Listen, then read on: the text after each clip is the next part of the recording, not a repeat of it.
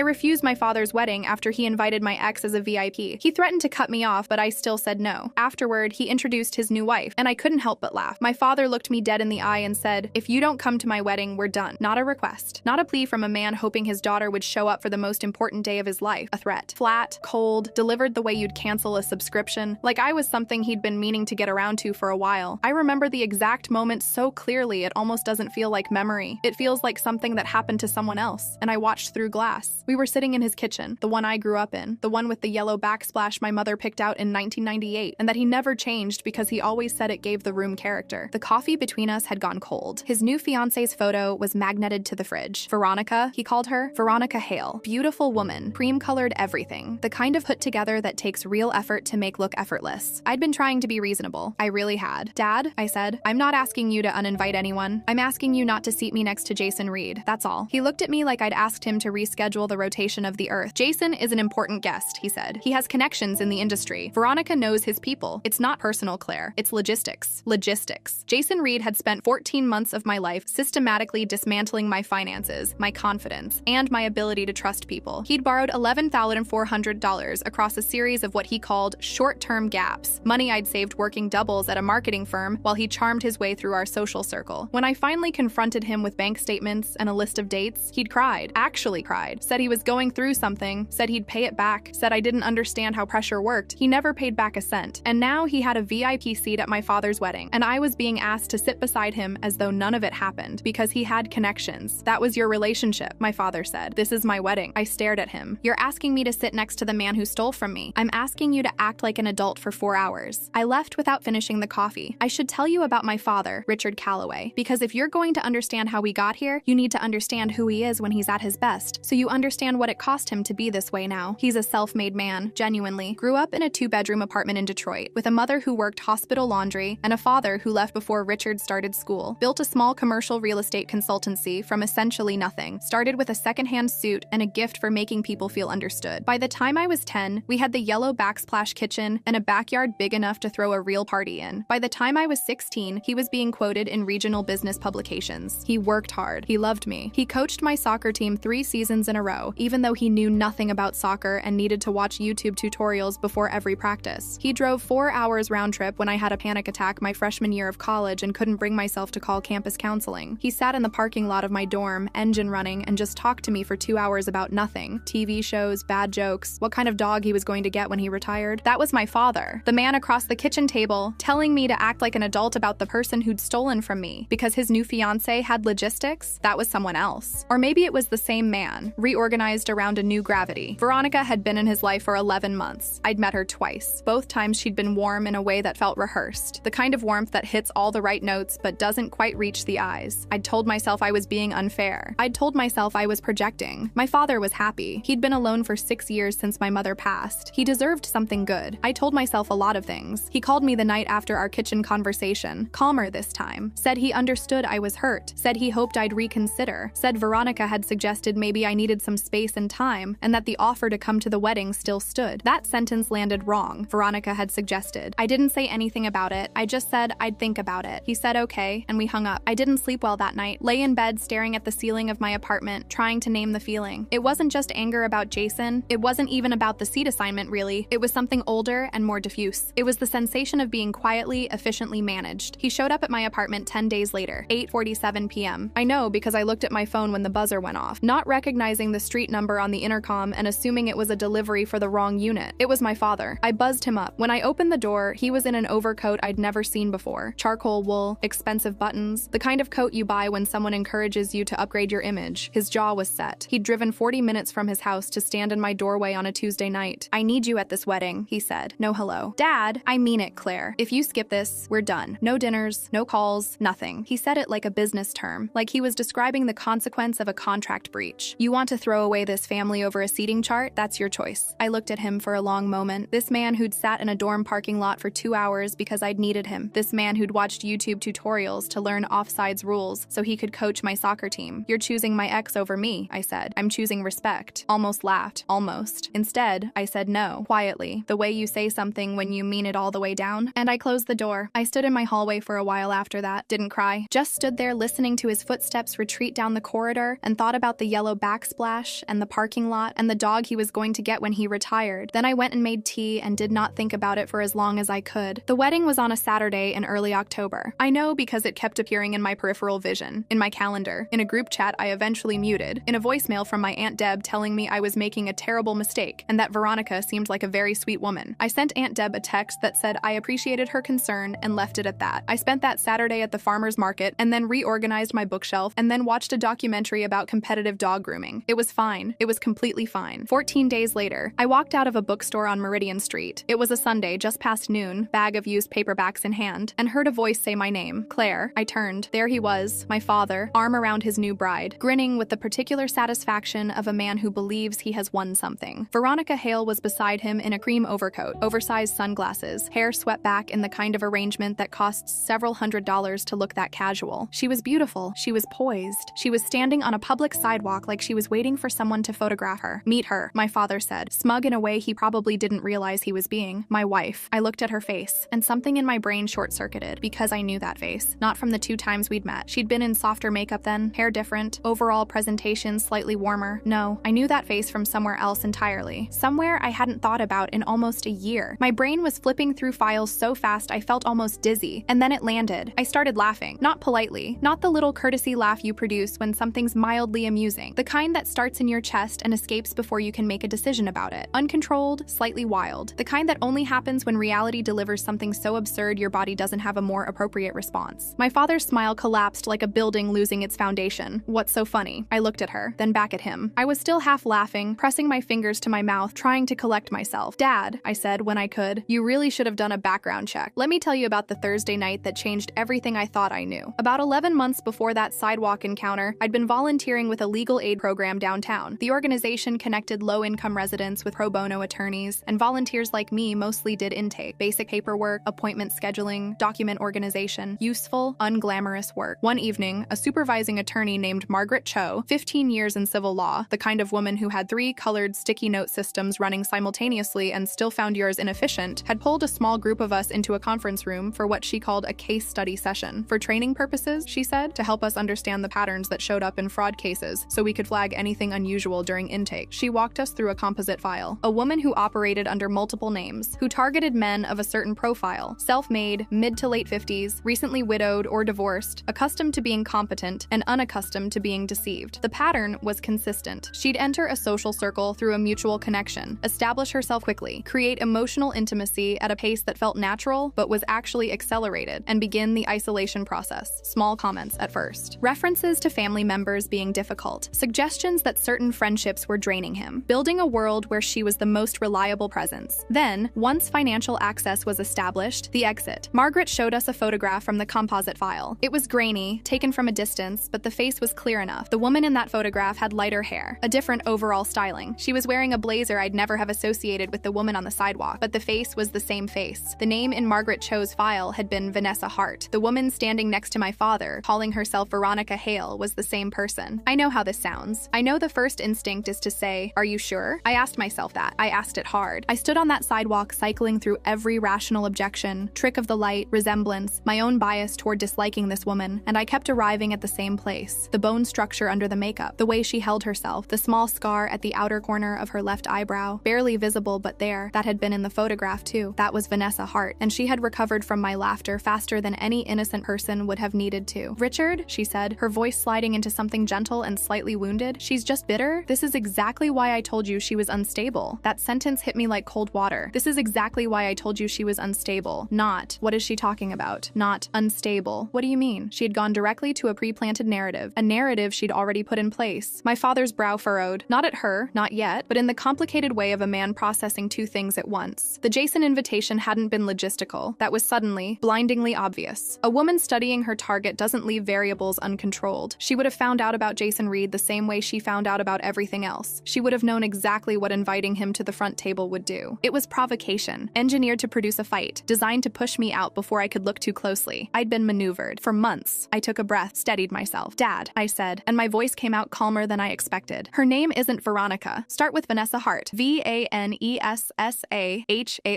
The tiniest thing happened on her face. A microsecond. Not quite a flinch. She was too controlled for a flinch. More like a recalibration. The briefest visible pause before the next expression was ready. My father saw it. I watched him see it. Have you ever used another name? He asked her. Quiet, specific. She turned on him a smile of beautiful indignation. Richard, seriously? She's doing this on purpose. That's not an answer. The smile didn't waver, but her hand, which had been resting on his arm, slipped away. And right there, on a Sunday sidewalk outside a bookstore, with used paperbacks in my bag and fallen leaves skittering past our feet, the perfect wedding he had chosen over his own daughter began, very quietly, to fall apart. She pressed, after that, hard. On the sidewalk, she called me vindictive. She called the moment a performance. She suggested to my father, with the particular gentleness of someone twisting a blade, that I had always had trouble accepting his happiness, and that this was simply the latest iteration of a long pattern. My father asked her to clear it up. She told him that entertaining my behavior was humiliating her. He said flat and toneless, "Then clear it up." She demanded they leave. He stood still. I watched her recalibrate twice more in the space of about 90 seconds, shifting from wounded dignity to righteous anger to something softer and more strategic, like watching a dial being adjusted. It was, in a terrible way, impressive. The performance was that good. If I hadn't known what I knew, if I hadn't seen that file photograph in a conference room 11 months ago, I might have been the one looking unreasonable. We stood there a moment longer. Then she walked toward the parking garage, heels clicking. My father watched her go. Then he looked at me with an expression I hadn't seen on his face in a long time. Doubt. Not the comfortable, dismissible doubt of a man who's decided not to look. Real doubt. The kind that gets in under your ribs. "I'll be in touch," he said. He was. That same evening. I want to be honest about what the next 72 hours actually felt like, because I've seen versions of this story told as if the narrator coasted through on righteous certainty, and that wasn't my experience. That Sunday night, I sat at my kitchen table with my laptop and a yellow legal pad and went through everything I could access about the Vanessa Hart file, which wasn't much, because it was a legal aid training document I'd seen once and hadn't photographed, and Margaret Cho's program operated on strict confidentiality protocols. I wrote down everything I could remember: the Florida connection, the name, the profile of targets, the timeline pattern. Then I second-guessed myself for approximately 2 hours. What if you're wrong? What if you destroy your father's marriage on a resemblance? What if Veronica Hale is a real person with a real identity, and you've just publicly accused her of being a fraud on a public sidewalk, and now your father is going to the home he shares with his wife, and she is going to explain, calmly, warmly, how his daughter has always done this, and he is going to believe her, and you will have torched the last bridge? My hands were shaking doing the dishes. I noticed them and made myself put the plates down and stand still for a minute. Then I called my father. He picked up on the second ring. He said he had already started making calls. He had contacted a private investigator that same afternoon, a man named David Park, who ran a small firm that specialized in background verification for high-value business transactions. My father had used him twice before in professional contexts. He'd called him from the parking garage, apparently, before he even drove home. "I need you to tell me everything you know," my father said. He sounded 10 years older, like someone had reached in and compressed him. I told him everything: the legal aid program, Margaret Cho's case study session, the photograph and the name and the pattern. I told him about the scar on her left eyebrow. I told him about the way she'd gone immediately to the pre-planted narrative on the sidewalk and why that sequence mattered. He was quiet for a while. "The Jason thing," he said finally. "Engineered," I said. "I think she found out about him and used him. She needed me away from the wedding before I could look too closely." Another silence. "I should have listened to you," he said. "I didn't say yes. I didn't say I told you so. I just said, get the documentation first, then we'll talk." David Park, 12 years in investigative services, former paralegal background, and 3 years working fraud referrals for a regional insurance consortium, delivered a preliminary report 70 hours after my father hired him. My father read it to me over the phone. His voice was entirely flat by then, the flattened voice of a man who has processed the worst of something and arrived at a place beyond shock, where everything is just facts now. Vanessa Hart. The name checked out. It was a real identity, cleanly documented going back about 2 years, which David noted was itself a potential flag, because 2 years of clean paper is sometimes what purchasing a rehabilitated identity looks like. Prior to that, the documentation became murky. A different surname attached to the same biometric data, a Vanessa Marsh, with 2 civil complaints in Georgia, 1 disputed credit account, 1 breach of contract claim that had been settled quietly. Then there was the Florida case. It was still pending at the time David pulled it. A joint bank account with a man named Gerald Foss, 61, retired property developer. $38,000 withdrawn in a 17-day window immediately before the engagement ended, and Vanessa Marsh ceased to be reachable by any contact number Gerald Foss had for her. Gerald Foss's attorney had filed the civil complaint 8 months ago. The case had stalled in preliminary proceedings, short relationships, wealthy men, accelerated intimacy, controlled isolation, financial access, abrupt exit. Margaret Cho's case study had come to life and married my father. And Jason Reed? David Park pulled on that thread too, because my father had asked him to, because that part of the story had been quietly bothering both of us since the sidewalk. Jason moved in overlapping social and professional circles with at least 3 people who could connect him, within 2 degrees, to Vanessa Hart operating as Vanessa Marsh. One of those connections was a real estate networking event in Scottsdale 14 months ago, right around the time Jason had reappeared in my father's father's social orbit through a mutual colleague introduction that my father had mentioned briefly, and that I now remembered like a bell being struck. Jason's VIP seat hadn't been about his connections to my father's industry. It was about his connection to her operation. He'd been positioned as the access point, the friendly, familiar face who could get close without raising flags. The reason to invite him was the reason to exclude me. One move served both purposes. The ex who'd stolen $1,100 from me had not randomly stumbled back into my life through my father's social calendar. He'd been placed there. My father locked his accounts within 12 hours of David Park's preliminary report. He called his bank's fraud department, spoke to a manager named Teresa Okafor who specialized in financial elder abuse cases, and placed protective holds on 3 accounts and 1 investment vehicle that Veronica had had partial visibility into. Teresa Okafor walked him through what she called a contact freeze protocol and advised him to document every financial conversation he could recall having with Veronica about his assets. He went home that night with a folder of documentation and a recording app running on his phone. Veronica, I'll keep calling her that because that's the name I knew her by, though it belongs to her the way a costume belongs to its wearer, tried several things in the subsequent 48 hours. She tried the wounded wife. She tried righteous anger. She tried the loving intervention of a woman concerned about her husband's state of mind, gently suggesting to my father that the stress of Claire's accusations might be worth discussing with someone professional. She tried at one point something softer and more intimate that my father described to me only obliquely, and I didn't push him on it. None of it landed the way it would have landed 2 weeks ago. 2 weeks ago, those approaches had a prepared surface to adhere to. Now the surface was gone. When he showed her David Park's preliminary report, not everything, just the Florida case reference, she stopped. She went very still. And then she said, "You need to think carefully about what you're doing." My father said, "I have." She left that evening, packed a bag with the particular efficiency of someone who has packed bags before under similar circumstances. No dramatic exit, no slammed door. She walked out with a rolling carry-on and didn't look back. The performance ended the moment there was nothing left for it to accomplish. That's when he knew, he told me later. That's when the last of the doubt went, because the woman he'd thought he married would have fought. She would have been devastated. She would have called his cell 17 times and shown up at a mutual friend's house in tears. But Vanessa Hart had no investment in the character of Veronica Hale beyond what that character could extract. Once extraction was no longer possible, Veronica Hale simply ceased to exist. My father filed for annulment the following week. His attorney, a woman named Patricia Voss, 22 years in family law, the kind of lawyer who sounds like she's already read every document before the meeting starts, told him the grounds were strong given the fraud elements and the documentation David Park had compiled. The Florida case against Gerald Foss was still moving through the courts. Patricia reached out to Gerald's attorney and they began building a coordinated evidentiary record. Jason Reed disappeared. Not dramatically, he didn't flee the country or send a panicked apology text. He just became unreachable, stopped answering my father's calls, stopped appearing at the industry events where he'd been a fixture. 3 months later, I heard through a mutual connection that he'd relocated to another city. I never heard from him again, which was the best possible outcome. Margaret Cho's legal aid organization was contacted through appropriate channels. She couldn't discuss case files with me, obviously, and I didn't ask her to, but she accepted the information I provided and said, in the measured way of someone very experienced at receiving information without reacting, that it would be reviewed appropriately. I don't know what became of Vanessa Hart after she walked out of my father's house with a rolling carry-on. I know the Florida case against her eventually resulted in a civil judgment. I know David Park's report was shared with law enforcement. What happened after that is in the hands of systems that move at their own pace. I stopped waiting for news about her. That's not my story to tell. My father and I had lunch, about 6 weeks after all of it. The restaurant was his suggestion, a place we used to go to on Sundays when I was in high school, the kind of neighborhood Italian spot with basket-wrapped wine bottles on the shelf and a pasta special on a chalkboard. He was there when I arrived, coffee in hand, already reading the menu, even though we both knew he was going to order the same thing he always ordered. He looked older, not devastated. My father isn't a man who performs devastation, but older. Like something had been added to him that weighed a specific amount. He didn't apologize in a speech. My father isn't a speech man. He said when I sat down, "I should have seen it." I said, "She was very good at what she did. That's not an excuse for what I said to you." No, it's not. We sat with that for a moment. The waiter came and we ordered the same things we always ordered, and the afternoon light came in through the window at an angle that reminded me of something I couldn't quite name. "She'd been working on me," he said. "I can see it now. Every conversation we had about you, she was always the one who brought it up. Always. I thought she was being thoughtful, trying to help me navigate a difficult relationship with my daughter." He shook his head. "I handed her the controls and called it love. You were lonely," I said, "and she was trained for lonely." He nodded once. "You closed the door on me," he said, "when I came to your apartment." "Yes." "Good," he said. "Just that. Good." We ate lunch. We talked about other things. The dog he was still going to get when he retired. A golden retriever, he thought, or maybe a lab. A project he was consulting on. A book I'd bought at the store where this whole thing had unraveled and then never managed to start because life had gotten complicated. It wasn't a healed thing, that lunch. I want to be honest about that too. There were things said that don't unsay themselves, and a version of my father I'd seen across a kitchen table that I couldn't fully unlearn. Trust doesn't reconstruct reconstruct itself the way it broke. It rebuilds differently, with visible seams. But we were both there, and we both stayed. That mattered. 3 months later, I ran into Aunt Deb at a family birthday party. She'd left me approximately 11 voicemails during the whole saga and had been reliably, lovingly wrong at every juncture. She pulled me aside near the appetizer table and held my face in her hands the way she'd done since I was small. "I owe you an apology," she said. "Aunt Deb, she seemed so sweet." "They always do," I said. She thought about this. "How did you know?" "I thought about a Thursday night legal aid training session, about a grainy photograph in a conference room, about the kind of knowledge that sits dormant in your brain until the exact moment it's needed, like a fire door you hope you never have to use." "I paid attention," I said. "A long time before any of this happened, I paid attention when it didn't seem important. That's all." Aunt Deb nodded like this was wisdom. "It is, a little. It's also just luck. Paying attention at the right time, in the right room, 11 months before you need what you learn there, that's not strategy. That's chance. I was lucky, but I showed up for my own luck. I didn't talk myself out of what I saw on that sidewalk. I didn't choose comfortable doubt over difficult certainty. I didn't close my eyes because keeping them open was going to cost something. That part I earned."